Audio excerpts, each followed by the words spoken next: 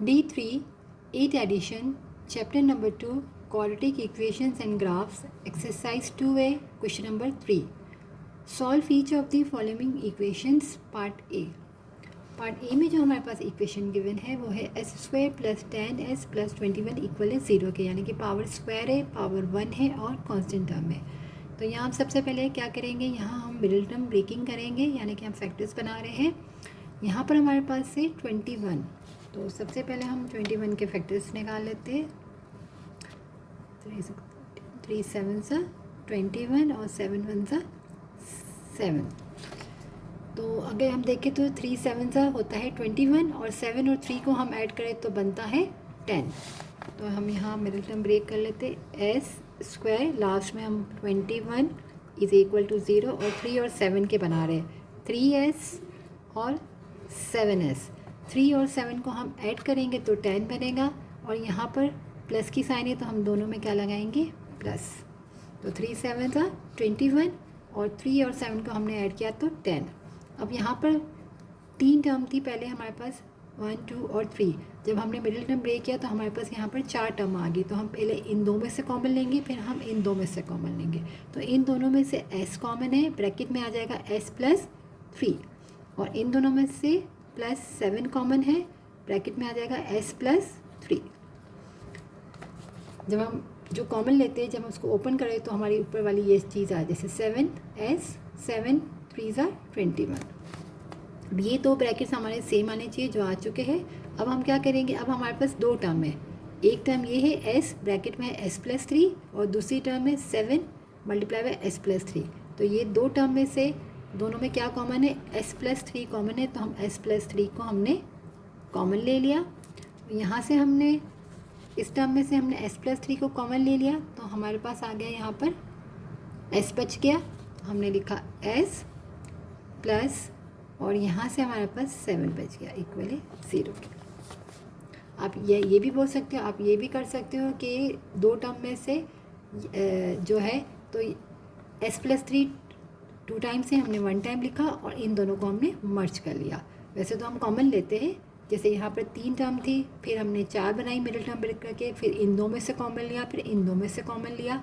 तो अब हमारे पास साइन यहाँ पर प्लस की है, यानी कि एक ये पूरी टर्म है और एक पूरी टर्म ये है। तो इस टर्म में भी s प्लस 3 है और यहाँ पर भी s प्लस 3 कॉमन है, हमने कॉमन ले लिया। फिर यहाँ से हमारे पास बचा s और प्लस 7, तो इसको हमने साथ लिख लिया। अब यहाँ से हमारे पास दो वैल्यूज़ आ जाएगी, एक आ जाएगी s प्लस 3 इक्वल है 0 के, यहाँ से s प्लस 7 इक्वल है 0 के। ये अब प्लस है, राइट साइड पे शिफ्ट करेंगे तो माइनस हो जाएगा, और ये शिफ्ट करेंगे प्लस से माइनस। तो एक वैल्यू -3 और एक आ गई -7। पार्ट बी, पार्ट बी में हमारे पास यहाँ पर है मल्टीप्लाई करें तो हमारे पास 63 आए हुए, और एड और सब्ट्रैक्शन करने से हमारे पास 16 आए। तो पहले हम क्या करेंगे, यहाँ पर भी हम 63 के फैक्टर्स बना लेते हैं, 3 के टेबल से इसको कर लेते हैं। 3 2 सा 6, 3 1 सा 3 और 3 7 सा, और फिर 7 1 सा 7। अब यहीं से कोई हम टर्म मल्टीप्लाई करके चेक कर लेते हैं कि 16 हमारा किस में से आ जाएगा। तो 3 3 सा 9, और 9 को हम 7 से करें तो 63, और 9 और 7 को हम ऐड करें तो 16 बन जाएगा। तो हम यहाँ पर मिडिल टर्म ब्रेक करते हैं, t स्क्वायर प्लस 63 इक्वल है 0 के, और 9t मल्टीप्लाई बाई 7t। अब यहाँ पर क्वेश्चन में माइनस की साइन है, तो और 9 और 7 को हम ऐड करेंगे तो 16 आएगा। तो हम क्या करेंगे, दोनों की साइन को हम माइनस करेंगे, क्योंकि माइनस इंटू माइनस क्या होता है, हम प्लस करते हैं और साइन माइनस की लिखते हैं। तो -9t और -7t बनेगा -16t। अब यहाँ पर 4 टर्म होगी, पहले इन दो में से कॉमन लेंगे, फिर हम इन दोनों में से। तो यहाँ से हमने t कॉमन लिया तो बचा t -9, यहाँ से हमने -7 कॉमन ले लिया तो t, और यहाँ माइनस कॉमन है तो ये साइन जो प्लस है अब वो क्या हो जाएगी, यहाँ -7 9 ज़ा 63। यहाँ से हमने नेगेटिव साइन कॉमन ली, इसलिए ये साइन जो प्लस थी वो यहाँ पर माइनस है। अब ये दोनों ब्रैकेट्स हमारे सेम आ गए। अब क्या करेंगे, दो टर्म है, इन दोनों में से t -9 को हमने कॉमन ले लिया और यहाँ से बचा t और यहाँ बचा -7 जिसको हमने मिला दिया।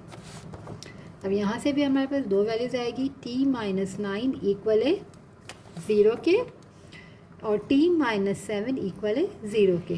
t इक्वल है 9 के, क्योंकि यहाँ पर नेगेटिव था, राइट पे मूव किया तो प्लस हो गया, और यहाँ भी -7 है, यहाँ जाए शिफ्ट करेंगे राइट पे तो +7।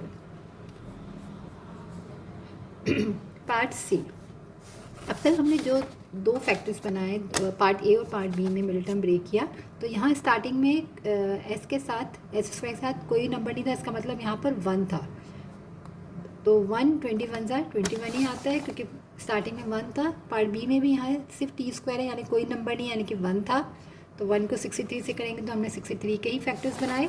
अब यहाँ स्टार्टिंग में हमारे पास 3 है, तो 3 को पहले हम क्या करेंगे 60 से मल्टीप्लाई करेंगे, तो 3 को जब हम 60 से मल्टीप्लाई करेंगे और उसके बाद हम उसके क्या करेंगे फैक्टर्स, क्योंकि फर्स्ट नंबर को हम मल्टीप्लाई कराते हैं लास्ट नंबर से, तो बाकी के दो पार्ट्स में तो स्टार्टिंग में 1 था इसलिए लास्ट नंबर सेम रहा। ठीक है, तो 3 को अगर हम 6 से करें तो यहाँ आ जाएगा 180, तो 180 के पहले हम फैक्टर्स बना लेते हैं, यानी मल्टीप्लाई करें तो हमारे पास आना चाहिए 180, ऐड और सब्ट्रैक्शन करें तो सेंटर आइटम 49 आनी चाहिए। तो 2 90 सा, 2 45 सा, 5 9 सा, 3 3 सा और 3 1 सा 3। हम यहाँ पहले भी 3 से कर सकते थे, बाद में 5 से, सेम है, हम दोनों तरीके से कर सकते हैं। तो अब यहाँ से हम देखें 49 हमारा किस उसमें बनता है, 2 2 ज़ा 4, 4 5 ज़ा 20, 20 और 9 तो हमारा 49 नहीं बनेगा, 3 3 ज़ा 9 और 9 5 ज़ा 45, 45 4 ज़ा, अगर हम 45 मल्टीप्लाई पे 4 ज़ा करें तो बनेगा 180, और 45 और प्लस 4 करें तो बनेगा 49, राइट। तो हमारे फैक्टर्स बन गए 45 4 ज़ा, तो हम यहाँ कर लेते हैं 3u² लास्ट में प्लस 60 इक्वल है 0 के, 45u और 4u। अब 45 4 को ऐड करेंगे तो 49 आएगा, और क्वेश्चन में यहाँ प्लस की साइन है तो दोनों के हम क्या करेंगे प्लस लगा देंगे।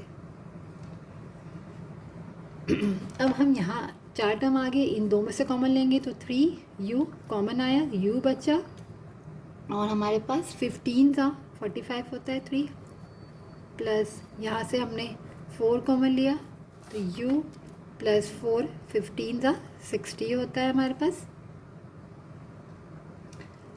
अब दो टर्म आ गई, इन दोनों में क्या कॉमन है, u प्लस 15, u प्लस 15 हमने कॉमन लिया तो क्या बचा है यहाँ पर 3u और प्लस का 4 इक्वल है 0। अब हम यहाँ से वैल्यूज़ फाइंड कर लेंगे, u प्लस 15 इक्वल है 0 के, यानी कि u की वैल्यू हो गई यहाँ पर -15, 3u प्लस 4 इक्वल है 0 के, 3u इक्वल है -4 के, क्योंकि जब +4 यहाँ लेफ़्ट पे वहाँ गया तो नेगेटिव, और यहाँ पर 3 मल्टीप्लाई में है तो यहाँ आके डिवाइड हो जाएगा, मल्टीप्लाई से डिवाइड और डिवाइड से मल्टीप्लाई, जब हम साइड चेंज करते हैं प्लस से माइनस और माइनस से प्लस, तो एक हमारी वैल्यू आ गई है यहाँ पर -15 और दूसरी आ गई -4/3।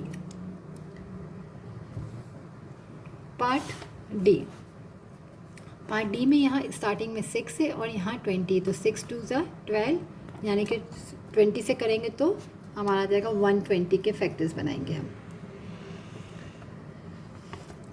2 60 ज़ा, 2 30 ज़ा, 2 15 ज़ा, 3 5 ज़ा और 5 1 ज़ा 5।